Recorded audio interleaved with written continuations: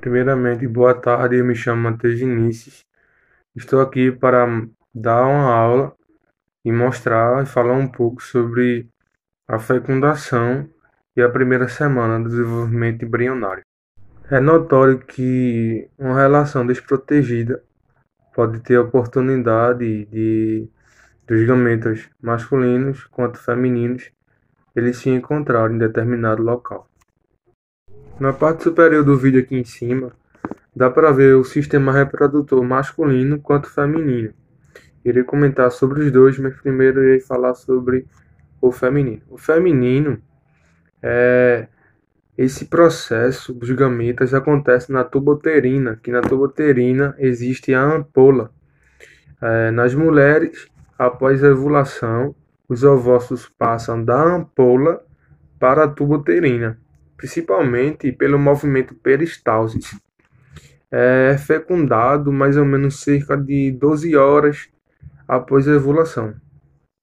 O sistema reprodutor masculino é a principal função dos testículos, como nós sabemos, é produzir espermatozoide, que tem lá a parte do epidídimo, onde ele passa diretamente para a uretra.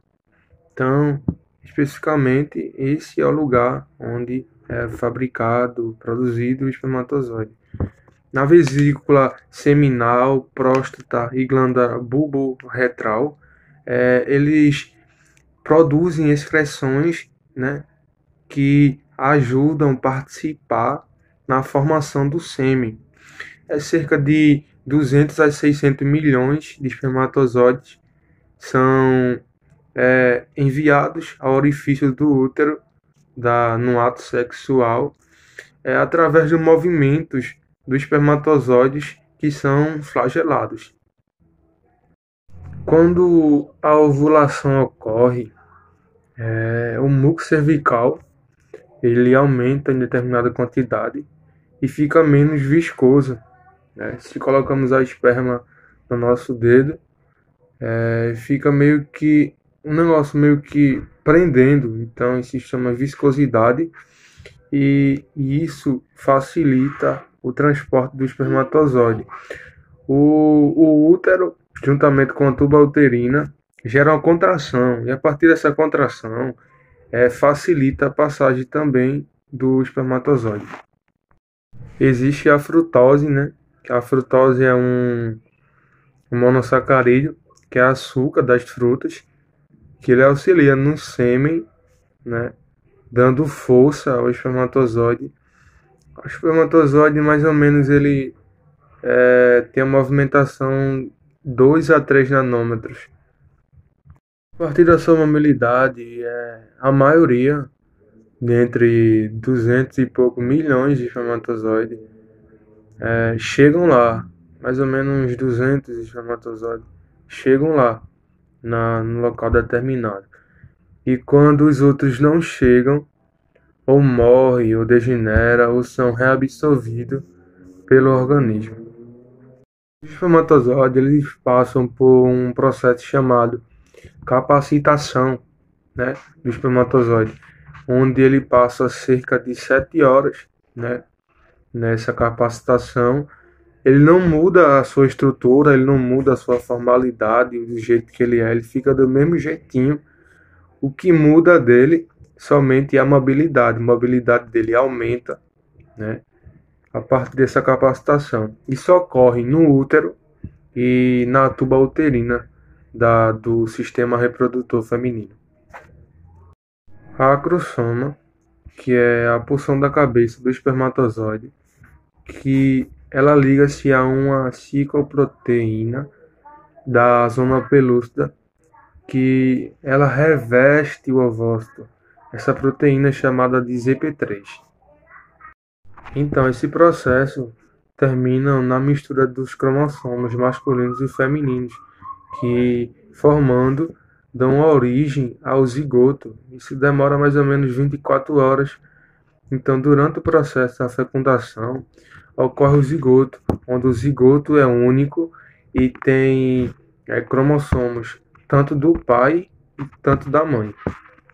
Durante o processo da fecundação, ocorre a passagem de espermatozoide na corona radiata e ocorre também a passagem de espermatozoide na zona pelúcida.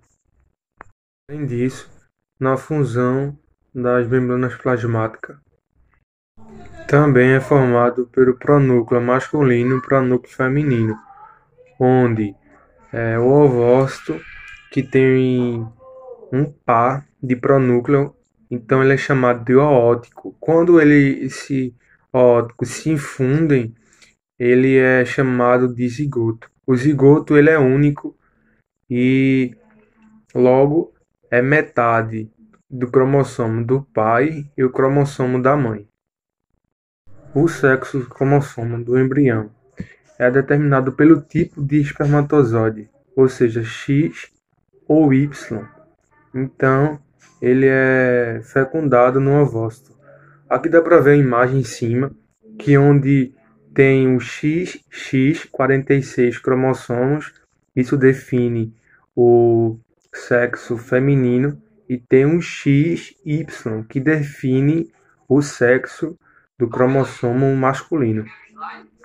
Existe também a segunda etapa da meiose, resulta na variação da espécie humana, onde a gente vai ver que o cromossomo ele é materno, paterno, determina o sexo cromossomo de um novo indivíduo.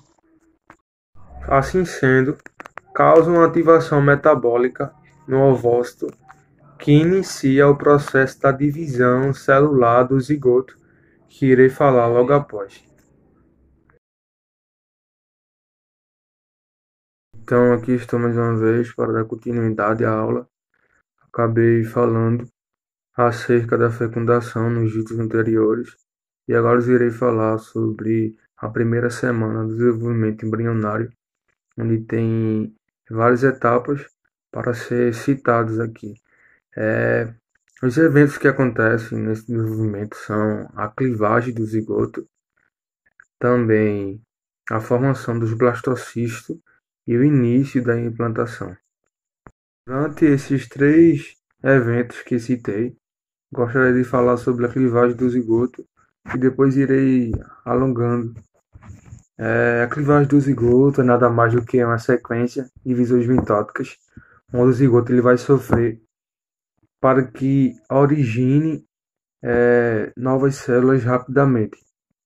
A estrutura do zigoto existe a zona pelúcida e o núcleo diploide. Quando eu rabisquei nas aulas anteriores e disse que geneticamente existe cromossomos diferentes, então existe 23 cromossomos do pai e 23 cromossomos da mãe, resultando da 46 cromossomos.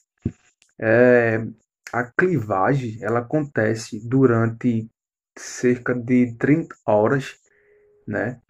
Que a clivagem é nada mais do que a sequência de divisões mitóticas onde o zigoto vai sofrer, que durante seu desenvolvimento até se formar a mórula.